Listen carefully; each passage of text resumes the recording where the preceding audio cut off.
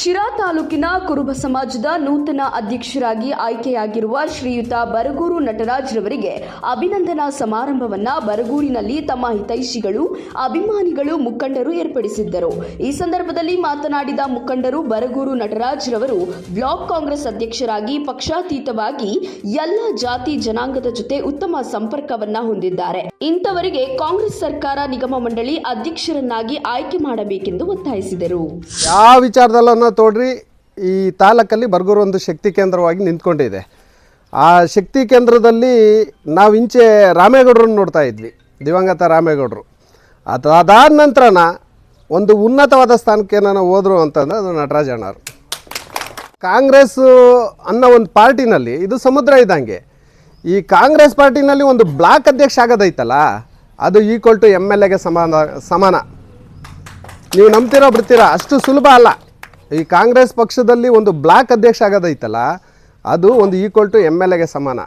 ಒಂದು ಕುಗ್ರಾಮ ಬರಗೂರಿನಿಂದ ಬೆಳೆದು ಆ ಮಟ್ಟಕ್ಕೆ ಹೋಗಿದ್ದಾರೆ ಅಂತಂದರೆ ನಾವೆಲ್ಲ ತುಂಬ ಸಂತೋಷ ಪಡಬೇಕು. ನಾನು ಇವತ್ತು ಅವರು ಈ ತಾಲೂಕಿನಲ್ಲಿ ಸಂಘಟನೆ ಮಾಡಿದಂಥ ರೀತಿ ನೀತಿ ಇದೆಯಲ್ಲ, ಮೊನ್ನೆ ನಡೆದಂಥ ಚುನಾವಣೆ, ಅದು ಬಹಳ ಅದ್ಭುತವಾಗಿದ್ದು ಅವರು ಈ ಅಧ್ಯಕ್ಷ ಸ್ಥಾನದಲ್ಲಿ ಅವ್ರನ್ನ ಜಯಚಂದ್ರ ಸಾಹೇಬ್ರವ್ರನ್ನ 35,000 ಲೀಡುಗಳಲ್ಲಿ ಗೆಲ್ಸೋಂಥ ಒಂದು ಸಂಘಟನಾ ಚಾತುರ್ಯತೆ ಐತಲ್ಲ, ಅದು ನಿಜವಾಗ್ಲೂ ಎಕ್ಸಲೆಂಟ್. ಹಾಗಾಗಿ ನಾನು ಇವತ್ತು ಜಯಚಂದ್ರ ಸಾಹೇಬ್ರಿಗಿರ್ಬೋದು ಅಥವಾ ಕಾಂಗ್ರೆಸ್ ಗೌರ್ಮೆಂಟ್ಗಿರ್ಬೋದು, ಇವರಂಥ ಕಷ್ಟಪಟ್ಟು ಕೆಲಸ ಮಾಡೋ ಪಾರ್ಟಿಗೂ ಮತ್ತು ಪಕ್ಷಕ್ಕೂ ದುಡ್ದಿದ್ದ ಅಂಥವ್ರಿಗೆ ಮುಂದೊಂದು ದಿವಸ ನಿಮ್ಮ ಪಕ್ಷದಲ್ಲಿ ಸೂಕ್ತ ಸ್ಥಾನಮಾನ ಕೊಡಬೇಕು, ಇನ್ನೂ ಹೆಚ್ಚಿನದಾಗಿ.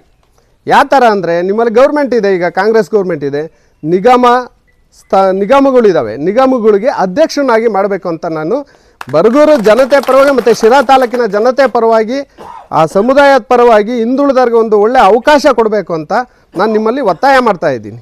ತಾಲೂಕಲ್ಲಿ ಬಹಳ ವಿದ್ವಾಂಸರು, ದೊಡ್ಡವರು ಇದ್ದಾರೆ ಕುರುಬ ಸಮಾಜದಲ್ಲಿ. ಇವತ್ತು ನಮ್ಮ ಬರಗೂರು ನಟರಾಜಣ್ಣವ್ರನ್ನೇ ಈ ಸಮಾಜ ಆಯ್ಕೆ ಮಾಡಿ ಅಧ್ಯಕ್ಷರು ಮಾಡಿದ್ರಂದರೆ ಇದರಲ್ಲಿ ಒಂದು ವಿಶೇಷತೆ ಇದೆ. ಕಾರಣ ಇಷ್ಟೇ, ಸರ್ವ ಜನಾಂಗದ ಶಾಂತಿಯ ತೋಟ. ಈ ಮನುಷ್ಯ ಎಲ್ಲರನ್ನೂ ಒಗ್ಗೂಡ್ಕೊಂಡು, ಎಲ್ಲರ ಒಂದು ಯಾವುದೇ ಒಂದು ಸಂದರ್ಭದಲ್ಲಿ ಸಹಕರಿಸ್ಕೊಂಡು, ಕಷ್ಟ ಸುಖ ನೋಡ್ಕೊಂಡು, ಒಂದು ಜಾತಿಗೆ ಸೀಮಿತ ಅಂತೂ ಆಗಿಲ್ಲ.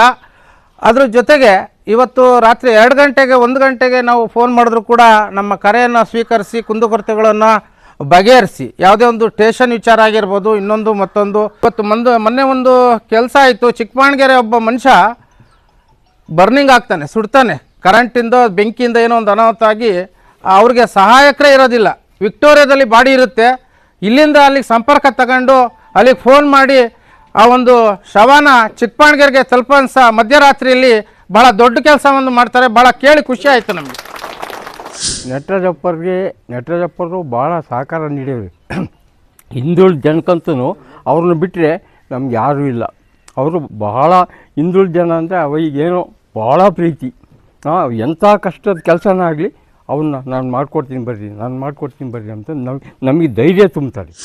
ನಾನು ಈ ಗ್ರಾಮ ಪಂಚಾಯತಿ ಉಪಾಧ್ಯಕ್ಷ ಆಗಬೇಕು ಅಂದರೆ, ಈ ಜಾತಿ ಇದರಲ್ಲಿ ನಾನು ನಮ್ಮ ಮೆಂಬರ್ಸು ಕಮ್ಮಿ ಇದ್ದಾರೆ ನಮ್ಮ ಇದರಲ್ಲಿ.